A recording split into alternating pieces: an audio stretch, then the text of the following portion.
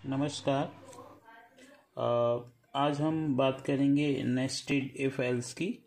जैसे कि previous video के अंदर हमने बात की थी इफ एल्स कंडीशनल टूल की।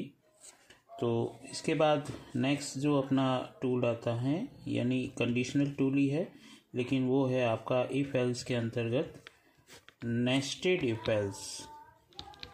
नेस्टेड इफ एल्स यानी हम इसे नेस्टेड कंडीशन भी कह सकते हैं। नेस्टेड कंडीशन, यदि कहीं कंडीशन में कंडीशन का उपयोग होता है तो उसे हम नेस्टेड कंडीशन कहते हैं।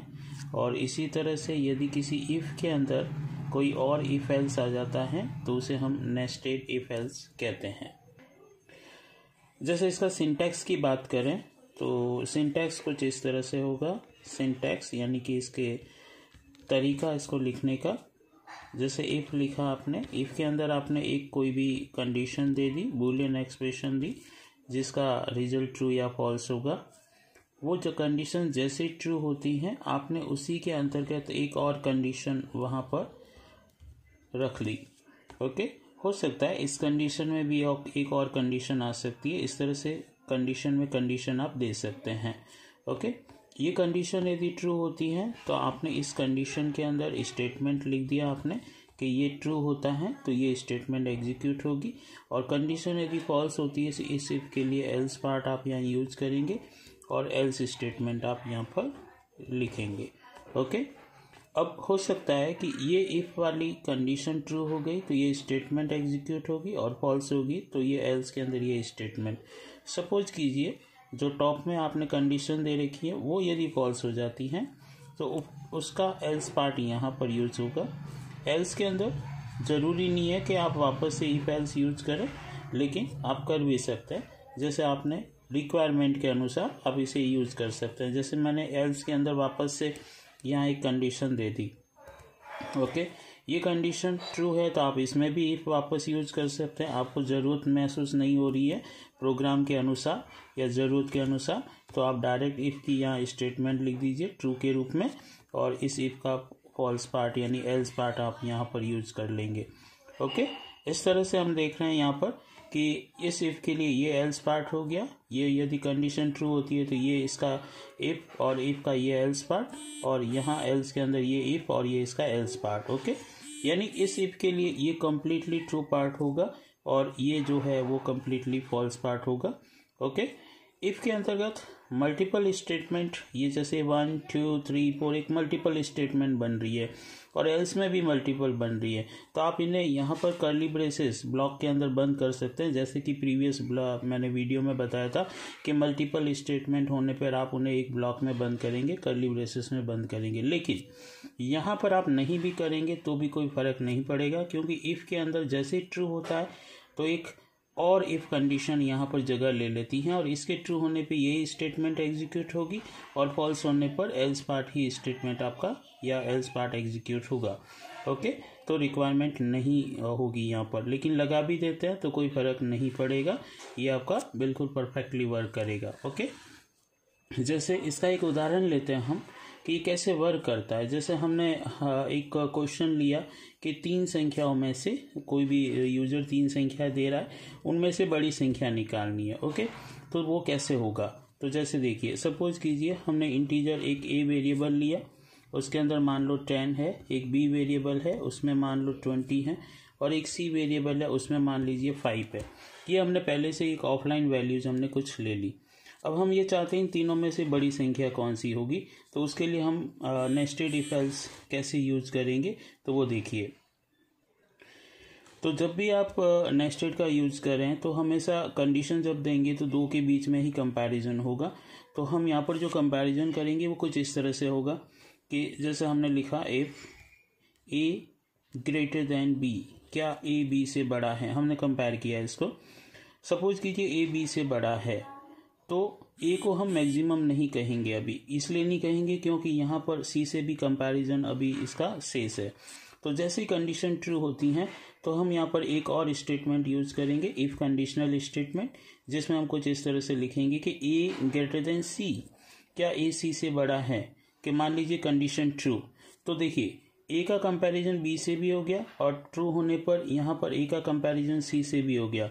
अब आगे कोई वेरिएबल और नहीं है तो आप यहीं पे स्टॉप हो जाएंगे और यहाँ स्टॉप होने के बाद यहीं पे डिसीजन लेना शुरू करेंगे कि कंडीशन ट्रू होती है तो ए बड़ा होगा और फॉल्स होती है तो सी बड़ा होगा। आप बी के साथ यहाँ पर किसी तरह का कोई कंपैरिजन अभी नहीं करेंगे। ओके, तो जैसे यहाँ लास्ट टर्मिनेशन पॉइंट पे पहुँचते हैं कि ए और सी, इसके आगे कोई डी या ई नहीं है, तो आप यहीं पे डिसीजन ले लीजिए इसी को ध्यान में रखते हुए कि यस कि ए ग्रेटर देन सी। तो प्रिंट अप स्टेटमेंट आपने यूज़ कर लिया और डायरेक्ट यहाँ पे लिख दिया आपने ए इज मैक्स कि ए बड़ा है। केवल हम इसी के बारे में बात कर रहे हैं अभी। और ये फॉल्स होता है तो इसका एल्स पार्ट यहाँ पे यूज होगा और प्रिंट अप आप यहाँ पर सी को मैक्स बता देंगे कि सी इज मैक्स। ओके, अब देखिए हमने ए ग्रेटर देन सी, ओके, ये पूरा पार्ट हमने यूज कर लिया यानी लिख लिया इसकी कोडिंग कि ट्रू होने पर ये होगा और फॉल्स होने पर ये होगा। अब बैक स्टेप आइए, जैसे हमने अभी बात की थी कि ए बड़ा होगा तो क्या होगा, तो ए बड़ा होगा तो हमने ये पूरा पोर्शन यूज किया, यहाँ पे लिखा इसकी कोडिंग।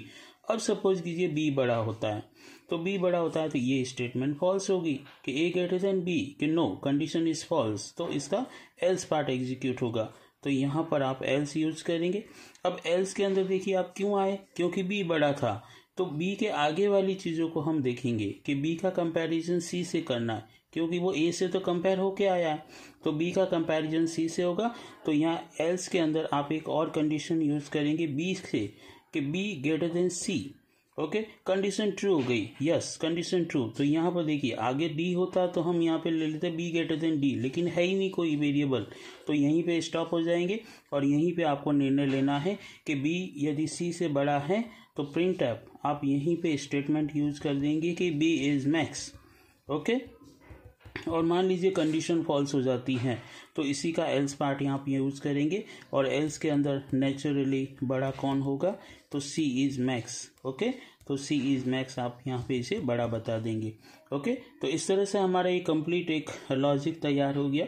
अब देखिए सपोज कीजिए हमने यहाँ पर ये वैल्यूज दे रखी है कि ए असाइन 10, बी असाइन 20 और सी असाइन 5।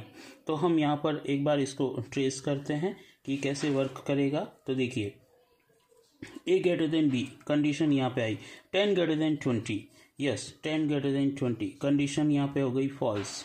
तो जैसी कंडीशन फॉल्स हुई तो इस इफ का एल्स पार्ट यहाँ है तो ये सीधा यहाँ जंप करेगा B greater than C.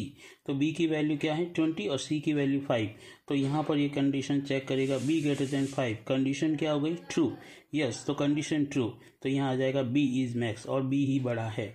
Okay, suppose कीजिए हम दूसरी सिचुएशन लेते हैं कि यहाँ पर सपोज कीजिए 100 होता। ओके, तो यहाँ पे कंपैरिजन होता 100 ग्रेटर देन 20 यानी ए ग्रेटर देन बी, तो 100 greater than 20 condition true, yes तो ट्रू पार्ट ये एग्जीक्यूट होगा आपका। और यहाँ पर वापस ए का कंपैरिजन सी से हो रहा है। ओके, तो ए क्या है आपका 100 और सी क्या है 5, तो कंपैरिजन हुआ 100 greater than 5, condition true, yes condition true, A is maximum. अब आप देखिए यहाँ पे ए आपका मैक्सिमम बता रहा है। ओके, सपोज कीजिए यहाँ पे 500 होता, सपोज कीजिए। ओके, तो नेक्स्ट कंडीशन आपकी ये होती जैसे यहाँ पर चेक करते वापस कि ए ग्रेटर देन बी, यस कि 100 ग्रेटर देन 20, कि 100 greater than 20, condition is true. जैसी कंडीशन ट्रू हुई यहाँ पर जंप करेगा ये ए ग्रेटर देन सी। ओके, तो यहाँ पर ए की वैल्यू 100, सी की वैल्यू 500, तो यहाँ पे कंडीशन बनी आपकी 100 ग्रेटर देन 500, कंडीशन क्या बनी फॉल्स। तो जैसे कंडीशन फॉल्स बनी C is max, else part execute होगा सी इज मैक्स और सी ही आपका बड़ा है। ओके, सपोज कीजिए यहाँ पे 2000 होता। ओके, अब हम नेक्स्ट कंडीशन वापस चेक करते ही है कि ए ग्रेटर देन बी, कि 100 ग्रेटर देन 2000, कि 100 ग्रेटर देन 2000, कंडीशन क्या हो गई यहाँ पर फॉल्स, कि 100 2000 से बड़ा नहीं है, कंडीशन फॉल्स।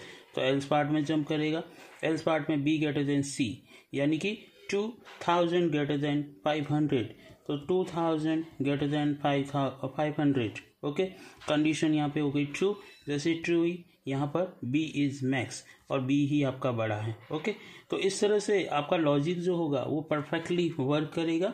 तो आपको करना क्या है, बहुत सिंपल सी चीज़ करनी है कि पहले वेरिएबल जो भी दे रखा है ए का कंपैरिजन बी से किया, यदि ये ट्रू होता है पॉजिटिवली थिंकिंग रखें आप कि यस ट्रू, तो ट्रू है तो उसका सी से कंपैरिजन करें।